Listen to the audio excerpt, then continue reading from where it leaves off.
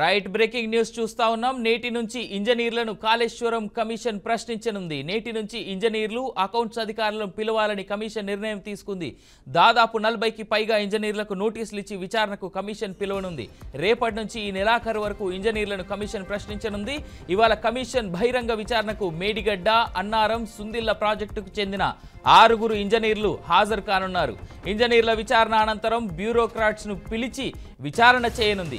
ఈఎన్సీలను ఈ వారంలోనే విచారణకు పిలువనుంది. ప్రభుత్వాన్ని సైతం అన్ని డాక్యుమెంట్స్ ఇవ్వాలని కమిషన్ ఆదేశాలు జారీ చేసింది. కాగ్ రిపోర్టుపై కాగ్ అధికారులను విచారణకు కమిషన్ పిలువనుంది.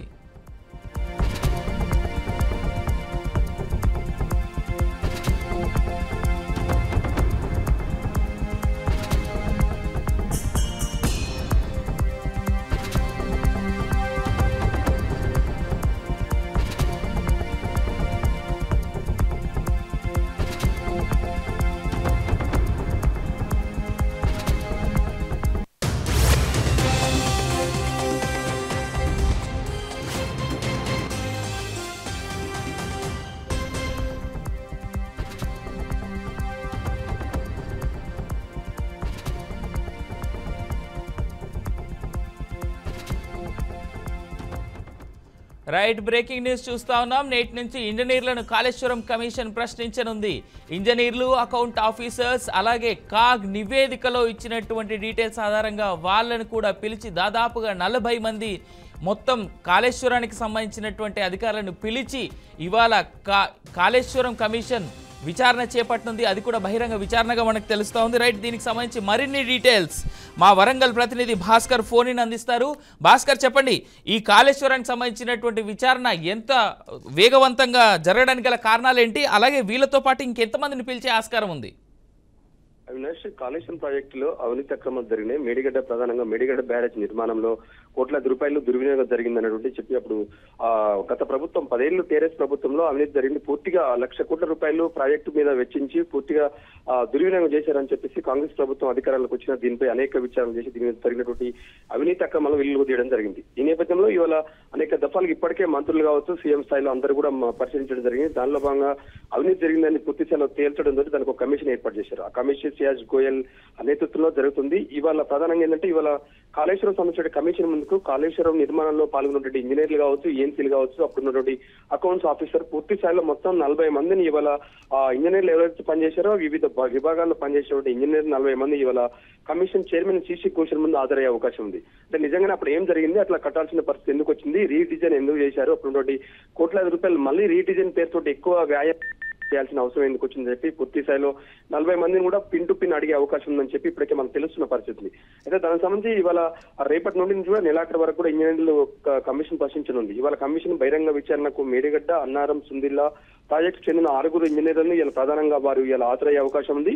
అంటే పూర్తి స్థాయిలో మేడిగడ్డ, కాళేశ్వరం సంబంధించిన ఈ ప్రాజెక్టు పూర్తిగా ఎక్కడ నిర్మాణం దశ నుంచి పూర్తిగా కంప్లీట్ అయ్యే వరకు కూడా ఎలాంటి అవినీతి అక్రమాలు జరిగాయి, ఎక్కడ కూడా ప్రభుత్వ నిబంధనలను పాటించలేదు, ప్రభుత్వ నిబంధనల మేరకు ఎక్కడ కూడా కన్స్ట్రక్షన్ చేయలేదు కాబట్టి లక్షలాది రూపాయలు దుర్వినియోగం చేసిందని చెప్పేసి ఇలా సియాజ్ గోయల్ కమిటీ నిర్ణయించడం జరిగింది. దానిలో భాగంగా ఇవాళ ఇంజనీర్లంతా పూర్తిగా విచారణకు హాజరయ్యే అవకాశం ఉంది. దానిపై ఇప్పుడు ఈఎన్సీలను కావచ్చు ఈ వారంలోనే పూర్తి స్థాయిలో పిల్లలు ఎందుకంటే ప్రధానంగా పనిచేసేటువంటి అప్పుడు ఈఎన్సీలు కూడా దీంట్లో కీలకమైన పాత్ర పోషించిన పరిస్థితి కాబట్టి వారిని కూడా మరొక వారం రోజులు పిలిచే అవకాశం ఉంది.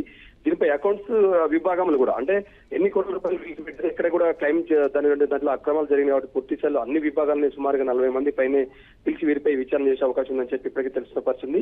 కాగు రిపోర్ట్ పై కూడా అధికారులను విచారించే అవకాశం ఉంది. ఎందుకంటే కాగు రిపోర్ట్ కూడా దీంట్లో అవినీతి జరిగింది, ఎక్కడ కూడా పారదర్శకంగా క్వాలిటీస్ మెయింటైన్ చేయాలని చెప్పి కాగు కూడా ఒక నివేదిక తయారు చేయడం జరిగింది. దానిలో భాగంగా అది కూడా ఇవాళ చర్చకు వచ్చే అవకాశం ఉంది. దీనిపై మరింత విచారణ చేసి ఫర్దర్ ఎప్పుడు మళ్ళీ చెప్పి ఇంకా కమిటీ అయితే నిర్ణయించే అవకాశం ఉంది. అవినాష్, రైట్ భాస్కర్, ఇక్కడ ఒక ప్రశ్నకి సమాధానం చెప్పండి. వరంగల్ ఎన్ఐటి నుంచి ఇచ్చినటువంటి సమాచారం ఆధారంగా కూడా మేడిగడ్డ ఎక్కడ కట్టాలో అక్కడ కట్టలేదు అనేటువంటి మాట ఎన్ఐటికి సంబంధించినటువంటి ప్రొఫెసర్ కొంతమంది చెప్పడం జరిగింది. మరి దీనికి సంబంధించిన సమాచారం ఏంటి?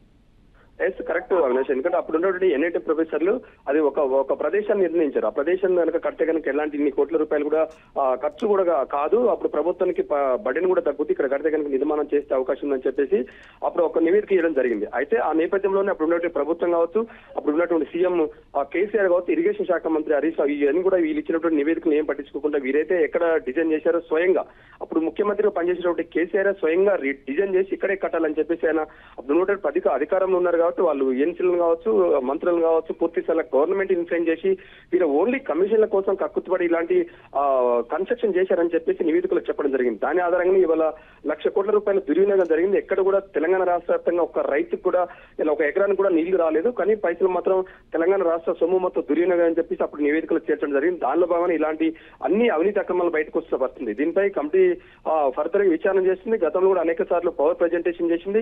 కాంగ్రెస్ ప్రభుత్వం అధికారంలోకి వచ్చిన తర్వాత మంత్రి శ్రీధర్బాబు కావచ్చు, ఇరిగేషన్ శాఖ మంత్రి ఉత్తమ్ కుమార్ రెడ్డి కావచ్చు, సీఎం స్థాయిలో కూడా అనేక సార్లు వచ్చి పరిశీలించారు. వాళ్ళు పవర్ ప్రజెంటేషన్ చేశారు.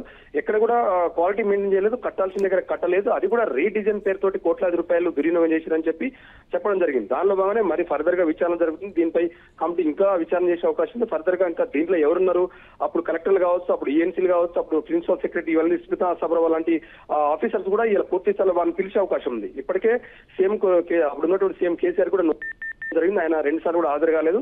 ఆయన నెక్స్ట్ మంత్ 2 కూడా హాజరయ్యే అవకాశం ఉంది. ఆ నేపథ్యంలోనే మరిదిగా విచారణ అయితే జరుగుతుంది. Avinash. Right, thank you Bhaskar.